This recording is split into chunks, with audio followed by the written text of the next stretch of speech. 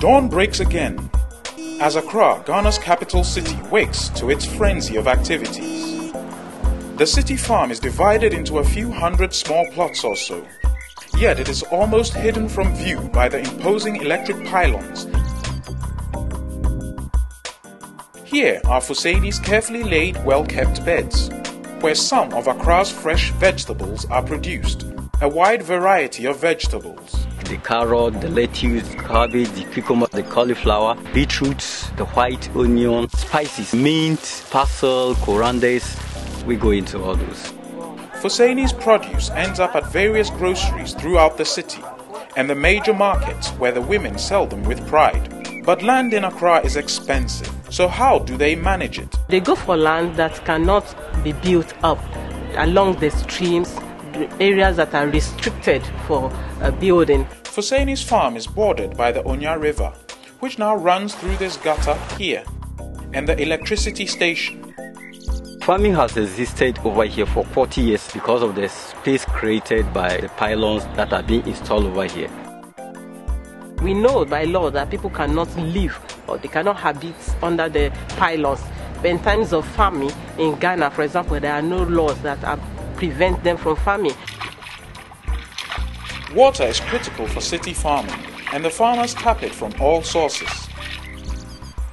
It is the energy source that turns the land and seeds to fresh vegetables. I would say that the farmers are very innovative. The spaces they use are very small, and the innovation they bring into it is by diversifying their cropping system. It was a pleasure to follow Dr. Kofi to the farm. She asks Gladys what she grows. Sweet pepper, lettuce, onion, cabbage. 4, Yeah. Okay, 4. Yeah. 4 different types. Yeah. And you go all of them at the same time? The same time. This is a very good way of diversification and making use of the land. Yeah. This is crop diversification. She has more than 6 crops growing at the same time. 3 on one single bed. And she's very innovative. Well done. Thank you.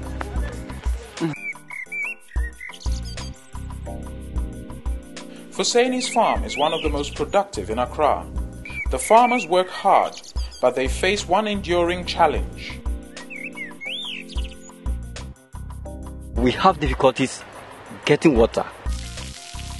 Looking at the population of Accra, which has grown to a very high number, the demand for water becomes quite intensive. You may have it today, tomorrow you may not have it. There's not enough water in the system. What about groundwater?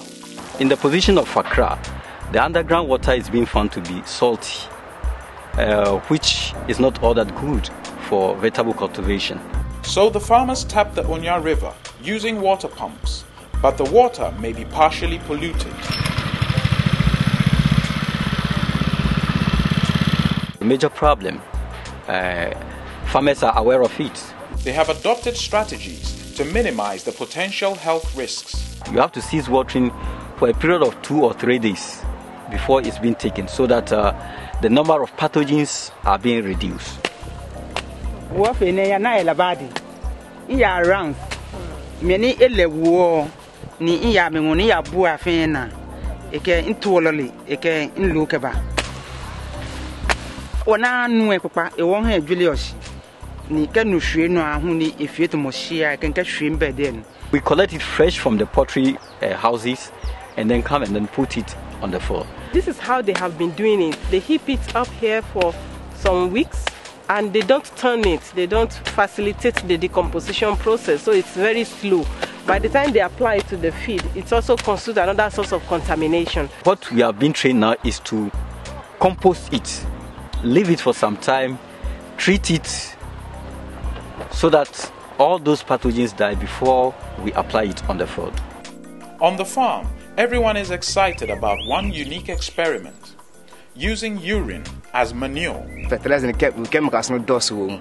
So what I say, Intina, Omoya buy him saying, yeah, try and share. I'm only just on a free baby, I'm only buying him. I did share good tank. We had 10 days after. There's a lot of nutrients in urine and also actually in excreta. In Accra particularly, we have a lot of public urinals. where people collect the urine, they urinate, and this thing is discharged directly into the open gutter. So it's a source of pollution. So we have come to demonstrate together with them to see other alternatives to improve the fertility of the soil. A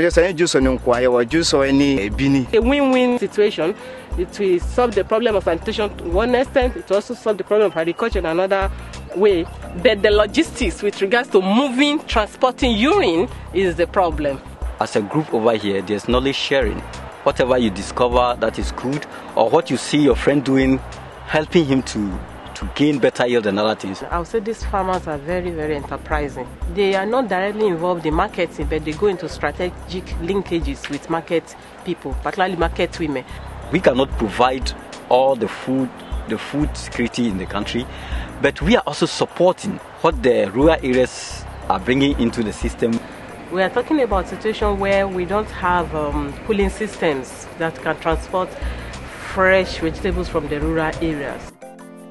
The farmers make an important contribution to greening the city.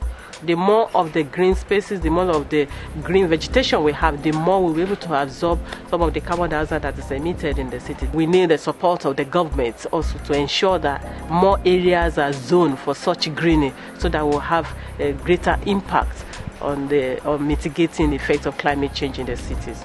Urban agriculture has come to stay. It has to be protected. It's a chain of employment.